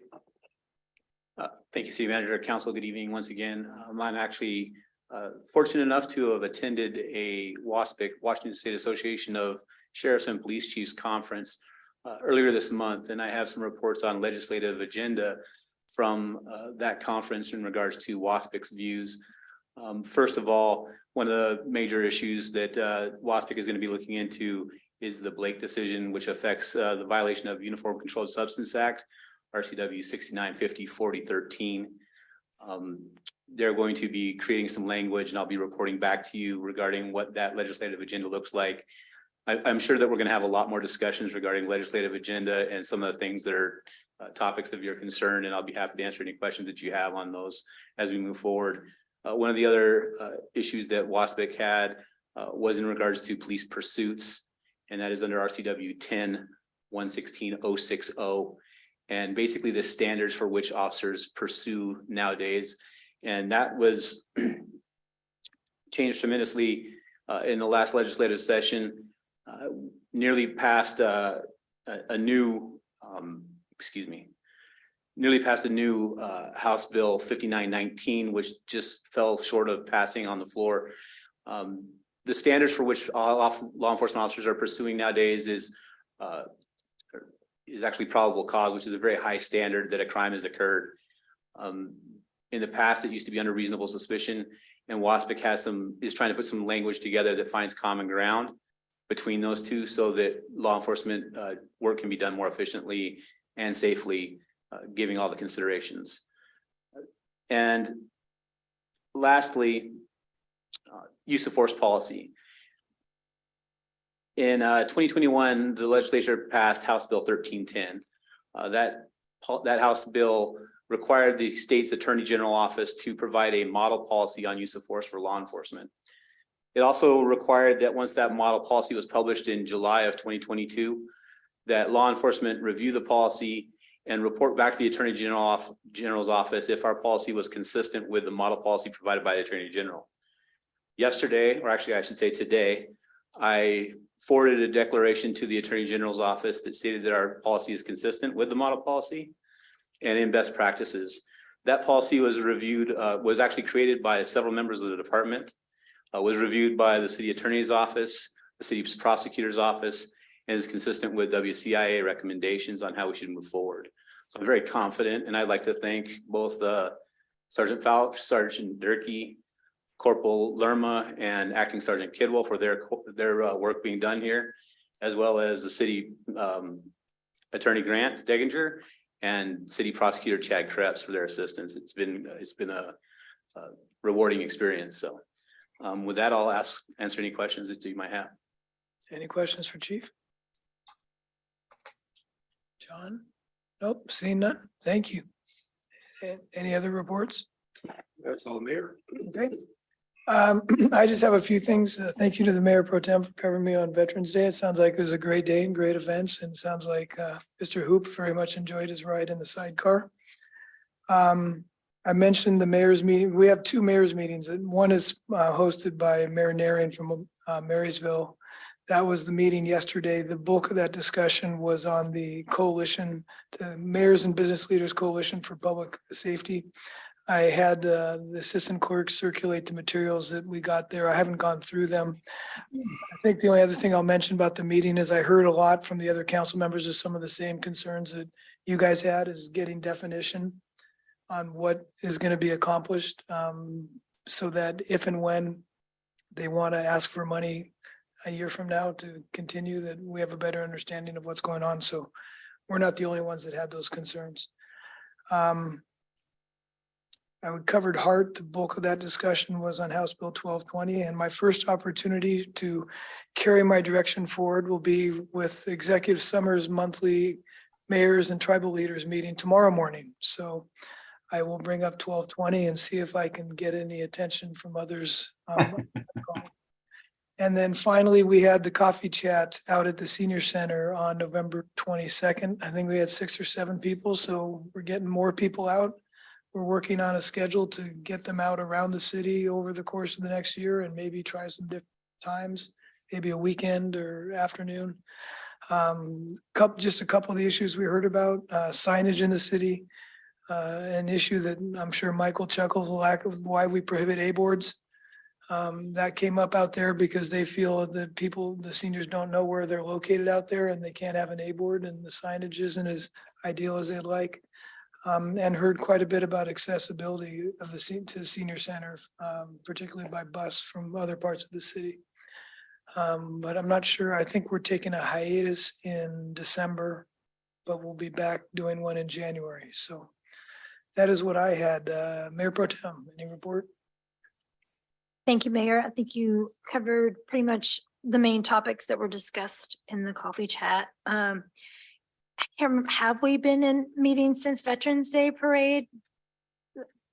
the 2 weeks has thrown me. So the Veterans Day Parade was so much fun, and thank you to all the staff that worked on that and made that happen, and all the volunteers. I know I saw Barb out there working hard. It was so much fun, and it was such a great opportunity to honor our veterans and to see so many of them out there, and to see the little kids and hand them beads, and some of them were holding pictures of their parents that are on active duty. And it was just really a blessing, I think, for me as well. And hopefully it was a blessing for them too. Looking forward to the Santa parade this weekend. I know Cora's very excited, so I hope to see everyone out for that. Sounds like there's gonna be a lot of great things to do, and that's gonna be really fun. And city manager already mentioned the Festival of Trees. I wrote about that in my upcoming column, and I'm really excited. It's a really neat idea to bring people in and that look for little woodland animals in the windows, and just kind of something fun to do. Bring your kids down and shop in our city and promote our great city and our great businesses. So that's all I've got. Thanks. Councilmember Steckler. Well, obviously, I don't have much of a report because I've been recuperating. But first of all, thank you all for your kind notes and thoughts that you've been expressing. I apologize for my absence. Things did not turn out as I had hoped. I didn't think I was going to be out as long as I was, but I'm on the mend and I'm coming back, and I see nothing but bright lights in front of me. And yeah, they're the good bright lights, not the bad bright lights, the good one. Is it a train or a car? Yeah, I'm gonna walk towards these lights. There were other lights. There was a time when other lights, I kind of wanted to walk towards those. That was just due to the pain. But no, I had a great opportunity to sit back and watch our city and reflect on a couple of things. I did want to say is that the Veterans Day Parade and a few other options, really a big shout out to Scott and Jody. Our city's coming back. Our city is definitely coming back, and it's becoming a community again. And these are big events. They're hard events. They take a lot of collaboration to get them to come off. So big thank you to both of them. I know in other elements of planning and engineering that go into our city, but I really like seeing our city visibly coming back again as a community. So big shout out to them, and also to all of you. I said at the beginning, I've had a chance to sit back as a citizen and just watch these meetings. We have a very, very good leadership team that's running our city, and a very good city council. And I've had a chance not to be a part of it, but to just be an observer. And we should be very proud of the job that each of you is doing. So congratulations. I wasn't a part of it at the time, so I couldn't congratulate myself. So I congratulate you. That's the end of my report. Councilmember Cavallari. Thanks, Mayor. Just some quick comments to commend the staff for getting the budget taken care of, getting the CIP taken care of, the TIP, the fire contract. We really did a lot during COVID, which was pretty incredible, and it's in the books now. So maybe take a bow, relax a little bit, not too much, but we do appreciate you. It's a lot of work conducted in a very short amount of time. So great use of ARPA funds by keeping the taxes at zero. Good service to the citizens, great use of our time and our resources. So great job, everyone. Thank you. Councilmember Ellison. Well, I share all the sentiments for all the great work the staff has done. I might be at a little bit of a disadvantage because this was my first year. So I just took it as it came. Couldn't compare it to, the amount of work that was done in any other year. With this much intimate knowledge of what it took. So kudos. And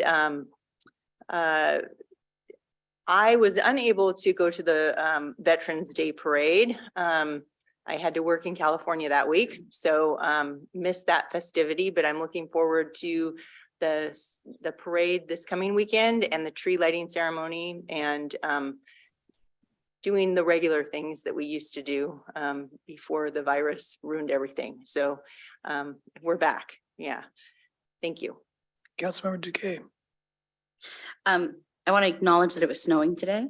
So I want to say thank you in advance to Public Works for whatever has to happen this week. I was so incredibly impressed by how things were handled last year. And continue to see that we're ready. We're handling things for the safety of our community. So I appreciate that. Everyone's already said about Veterans Day Parade. So same thing. I want to say how beautiful and touching I thought the ceremony was. And everyone who partook of that. I think it's very nice. And a beautiful thing to do. And the Mill Creek Chorale was fantastic. And everyone who is a part of it was great.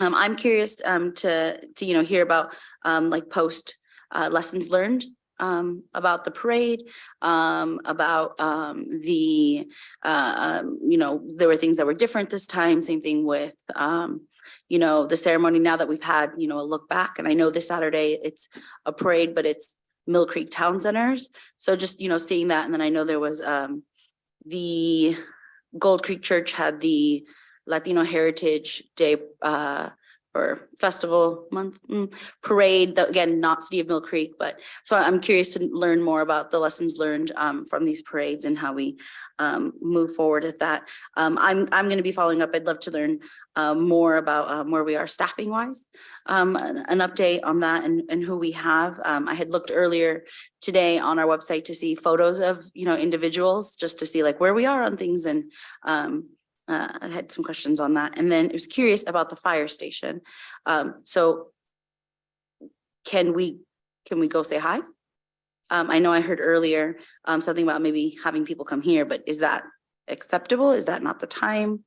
So the transition will happen on the 13th, That's what I same thought. day as the real estate transaction. So I don't know if it's the 13th or the 14th that the new folks will be in the station. I'm not sure about knocking on the door and saying hi to them, but they've been coming to several events. They came to Right. the Veterans Day Parade. They're anxious to be involved. So we'll try to figure out ways Yes, to do we were that. very excited. Yeah, I didn't know, like, drop off candy canes or cookies or like welcome to the neighborhood kind of a That's a thing. good question. I will find out if it's the 14th, it's their first day there. I know they've got new people going through training and people coming that are old timers. A mix of those are gonna be at Station 76. Yeah, For sure on great. the 14th. Let me find out what protocol would be. Thanks. Yeah, I appreciate that. And then that is it. Thank you. Councilmember Paddock. Thank you. First of all, it's great to see Steckler up and about and asking questions again. I missed the questions for the last few months. I also want to reiterate the kudos to Jody and Scott on the Veterans Day Parade. It was a tremendous sense of community, which has already been said. And seeing Lieutenant Commander Hoop in that sidecar was very emotional, very, very heartwarming just to see someone with that much life. It was my father-in-law's first as a Vietnam vet. It was his first Veterans Day event ever. There was not a dry eye in the family. I can assure you of that. It was really, really special. They're over in Wenatchee and they're not Mill Creek folk, but nonetheless, it was really, really incredible. So thank you from my family. Congratulations to our own Senator John Lovick and Representative April Berg. We punch above our weight when it comes to legislative representation by having those folks elected in the positions they're in and representing our community, which I think is a win for us.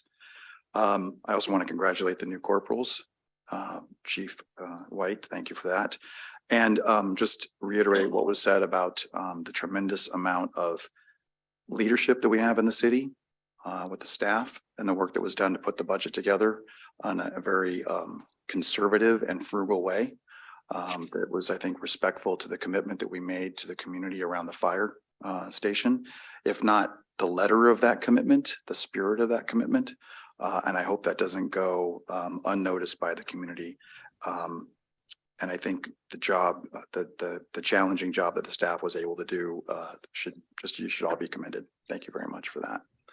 I've got this thing has been sitting next to Steckler's desk. I think we all have this, and a comment was made earlier that I just made me want to take a look at this, at our STAR values, and apologies if I get a little emotional about it, but respect. We take pride in our work and accomplishments and in the work and accomplishments of others. And this is the one that really got me. We support an environment that honors the value and dignity of all individuals, not just the certain type of people we want to plan or not plan for in our community. Thank you. Melissa reminded me of one public service announcement I need to make. My wife wasn't there, but she sings in Mill Creek Chorale. Their annual Christmas concert is at 7 o'clock at Linwood High School on December 3rd. So you can go from the tree lighting festivities here to Linwood High School to see the chorale. And John, does Lisa still sing in the chorale? She took this quarter off, but she will be back next quarter. Okay. And I think they might have a performance. I think they split them up and they normally do 2 in the same day. I think they're doing Friday and Saturday. So tickets. She had a job playing nurse to some guy who was having back surgery. I don't remember his name. Okay, I think we've gotten through our reports. So before we conclude, audience communication, anyone like to address the council? Going once, twice, 3 times. Seeing none, we will adjourn the meeting at 8:14 and we'll see everyone in December.